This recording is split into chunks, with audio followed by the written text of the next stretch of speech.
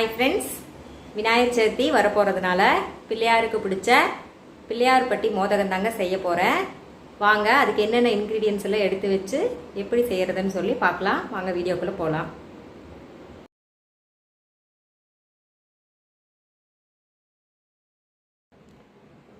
நெய் தேவையான அளவு, 1 கப் அரிசி, 1 கப் அரிசிக்கு 2 கப் வெல்லம் எடுத்துக்கணுங்க. எந்த கப்பில் அரிசி எடுக்கிறோமோ அதே கப்பில் 2 கப்பு வெல்லம் எடுத்துக்கணும். 100 கிராம் அரிசி அப்படின்னா 200 கிராம் வெல்லம் எடுத்துக்கோங்க. அதுக்கப்புறம் அதே கப்பில் 3/4 கப் தேங்காய் எடுத்துக்கோங்க. 1/2 கப் பாசி பருப்பு, பாயாச பருப்புன்னு சொல்லுவோம்ல, அந்த பருப்பு எடுத்துக்கோங்க. இப்போ அரிசியை நம்ம ஊற போட்டுடலாம். ஒரு 15 மினிட்ஸ் ஊறட்டும். அதுக்கப்புறம் என்னென்ன பண்ணுறதுன்னு சொல்கிறேன். அரிசி ஒரு 15 மினிட்ஸ் நல்லா ஊறட்டும். ஊறினதுக்கப்புறம் அதை 4-5 வாட்டி வாஷ் பண்ணிவிட்டு அதை ஒரு கிளாத்தில், காட்டன் கிளாத் மேலே நல்லா பரப்பி விட்டுருங்க. அது நல்லா வளரட்டும். ஒரு 10 மினிட்ஸ் போல் போட்டு வச்சுருந்திங்கன்னா போதும். அது சீக்கிரமாக வளர்ந்துடும். கொஞ்சம் ஈரப்பசையோடு இருக்கணும். அப்போ தான் நம்ம அரைக்கும்போது அது அரைப்படும். அதுக்குள்ளே சைடில் வெள்ளைப்பாகு ரெடி பண்ணிடலாம். வெள்ளைப்பாகுனா நம்ம பசை வர வரைக்கும் வெள்ளைப்பாகு காய வைக்கணும்னு இல்லைங்க. அந்த மண்டை வெள்ளத்தை அப்படியே குட்டி ஒரு 1/2 டம்ளர் தண்ணி விட்டு அப்படியே காய வைக்கிறது தாங்க. பாருங்கள், இந்த ஸ்டேஜில் காய வச்சு எல்லா கட்டியும் கரைஞ்சி வர அளவுக்கு காய வச்சு அப்படியே எடுத்து வச்சுருங்க. அவ்வளோதான். அரிசி இப்போ உலர்ந்துருச்சு. இந்த மாதிரி கையில் எடுத்து உதிர்த்தி விட்டால் அப்படியே பொலன்னு உதிரணும். கொஞ்சம் ஈரப்பசை இருக்கணுங்க. அதை அப்படியே எடுத்து ஒரு வாணலியில் ஒரு 1/2 ஸ்பூன் நெய் விட்டுக்கோங்க. நெய் விட்டுட்டு இப்போ நம்ம எடுத்து வச்சுருக்கிற அந்த அரிசியும் 1/2 கப் பாசி பருப்பையும் 2 ஒன்றா போட்டு வறுத்தரலாங்க. ரொம்ப நேரம் வறுக்க வேண்டியதில்லை. சும்மா லைட்டாக ஒரு 2 மினிட்ஸ் மட்டும் சூடேற அளவுக்கு வறுத்தா போதும். இந்த மாதிரி 2யும் ஒன்றா மிக்ஸ் பண்ணி லைட்டாக சூடேறட்டும். ஒரு 2 மினிட்ஸ் மட்டும் வதக்கிட்டு அப்படியே ஆற வச்சு மிக்சியில் கொரகொரப்பாக அரைச்சி எடுத்துக்கோங்க. இந்த லட்டு சாப்பிட்றதுக்கு சூப்பராக இருக்கும். குழந்தைங்க விரும்பி சாப்பிடுவாங்க. கடையில் வாங்குற லட்டு முத்து முத்தாக அந்த மாதிரி நம்மளுக்கு கிடைக்குங்க. இப்போ மிக்சியில் போட்டு கொரகொரப்பாக அரைச்சி எடுத்துக்கலாம். ரொம்ப நைஸாக அரைச்சிட வேணாம்.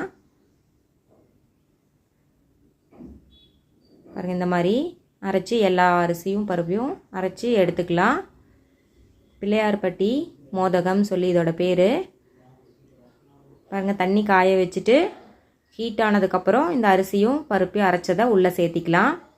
பெட்டர் நம்ம அதை கை விட்டு கிளறிட்டே இருக்கணும் வேகிற வரைக்கும்.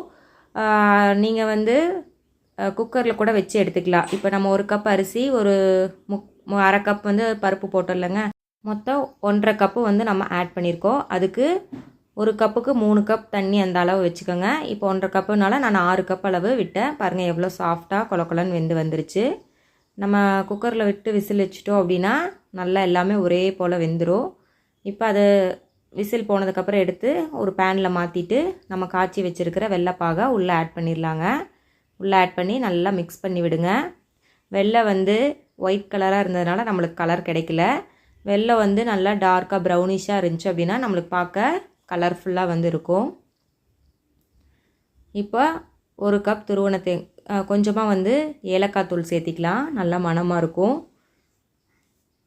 அதுக்கப்புறம் 1 கப் ஃபுல்லாக துருவன தேங்காய் ஆட் பண்ணிக்கலாம். இல்லை நீங்கள் 1/2 கப் வேணாலும் 1/2 கப் ஆட் பண்ணிக்கலாம். இது உங்களோட ஆப்ஷனல் தான். தேங்காய் கொஞ்சம் அதிகமாக போட்டாலும் நல்லா தான் இருக்கும். எல்லாத்தையும் ஒன்றோட ஒன்று மிக்ஸ் ஆகிற மாதிரி கிளறி விட்டுருங்க. கடைசியாக 1 ஸ்பூன் நெய் போட்டுக்கோங்க. போட்டுட்டு கிளறி விட்டு ஆற விட்டுருங்க. அது நல்லா ஆறட்டும். பாருங்கள், பார்க்கவே எவ்வளோ முத்து முத்தாக தெரியுதுல்ல நம்மளுக்கு. இந்த கொரன்னு அரைக்கிறதுனால நம்மளுக்கு இப்படி ஸ்ட்ரக்சர் கிடைக்கும். அப்புறம் நல்லா ஆறிடுச்சு. கையில் கொஞ்சமாக நெய் தடவிக்கங்க. நம்மளுக்கு உருண்டை பிடிக்கிறதுக்கு ஈஸியாக வரும். பாருங்கள், கையில் நல்லா நம்ம நெய் தடவிக்கிட்டோம் அப்படின்னா கையில் ஒட்டாமல் நம்மளுக்கு உருண்டை பிடிக்க வரும். நான் குழந்தைங்களுக்காக குட்டி குட்டியாக செஞ்சேன். சாமிக்கு அப்படின்னா கொஞ்சம் பெருசாக கூட செஞ்சு வச்சிடலாம். ஏன்னா இதுலேயே நம்ம வேக வைக்கும் போதே ஃபுல்லாக எல்லாமே வந்துருச்சு. அதனால் நம்ம பெரிய உருண்டையாக பிடிச்சாலும் ஒன்றும் ப்ராப்ளம் இல்லை. இது அப்படியே சாப்பிட்டாலும் சூப்பராக இருக்குங்க. இல்லை இட்லி பாத்திரத்தில் வச்சு ஒரு ஆவி கட்டி சாப்பிட்டாலும் நல்லாயிருக்கும். பாருங்கள் உருண்டை பார்க்கவே எவ்வளோ சாஃப்டாக ஸ்மூத்தியாக இருக்குன்ட்டு. இந்த மாதிரி உருண்டை பிடிச்சி அப்படியே கூட சாப்பிட்டுக்கலாம். இல்லைன்னா இட்லி பாத்திரத்தில் வச்சு ஒரு 5 நிமிஷம் ஆவி கட்டியும் எடுத்து சாப்பிடலாம். பாருங்கள் எவ்வளோ சாஃப்டாக இருக்குது அப்படின்னு சொல்லிட்டு நான் இப்போ உங்களுக்காக பிச்சு காமிக்கிறேன்.